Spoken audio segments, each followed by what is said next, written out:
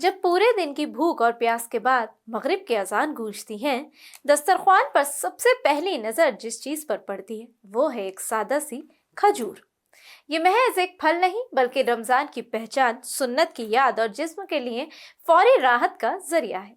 सवाल ये है कि आखिर रमजान में खजूर से ही रोजा क्यों खोला जाता है?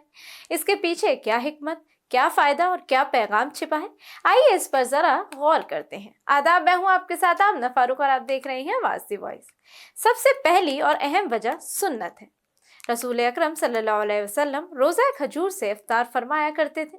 यही वजह है कि मुसलमान दुनिया भर में इस अमल को मोहब्बत और अकीदत से अपनाते हैं। खजूर से इफ्तार करना हमें सादगी, इत्तेदाल और शुक्रगुजारी का दर्ज देता है कि लंबे रोजे के बाद भी आगाज एक सादा नेमत से हो।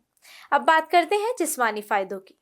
पूरा दिन बगैर खाए पिए रहने के बाद जिस्म को फौरी तवानाई की जरूरत होती है। खजूर में कुदरती शक्कर पाई जाती है जो फौरन जज्ब होकर जिस्म को ताकत देती है। यही वजह है कि एक या दो खजूरें खाते ही इंसान खुद को बेहतर महसूस करने लगता है। खजूर निज़ाम हाजमा के लिए भी बेहद मुफीद है। ये मादे पर बोझ नहीं डालती और आंतों को आहिस्ता आहिस्ता फाल करती है, जिससे इफ्तार के बाद बदहजमी या बेचैनी का इम्कान कम हो जाता है। इसीलिए खजूर इफ्तार के आगाज के लिए एक बेहतरीन इंतखाब है। इसके अलावा खजूर में अहम मैदानियत जैसे पोटेशियम, मैग्नीशियम और आयरन पाए जाते हैं। पोटेशियम जिस्म में पानी के तवाजुन को बरकरार रखने में मदद देता है। आयरन कमजोरी और थकन से बचाता है, जबकि फाइबर पेट को भरा हुआ महसूस कराता है। यही वजह है कि खजूर सिर्फ जायके में नहीं बल्कि ग़िज़ाइयत में भी भरपूर है।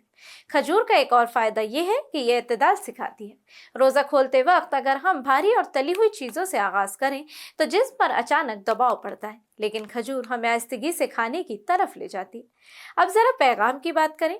खजूर हमें याद दिलाती है कि रमजान का मकसद सिर्फ खाना पीना छोड़ना नहीं बल्कि सादगी, शुक्र और खुद पर काबू सीखना है। एक छोटी सी खजूर हमें ये सबक देती है कि अल्लाह की दी हुई छोटी नेमत में भी कितनी बड़ी बरकत हो सकती है।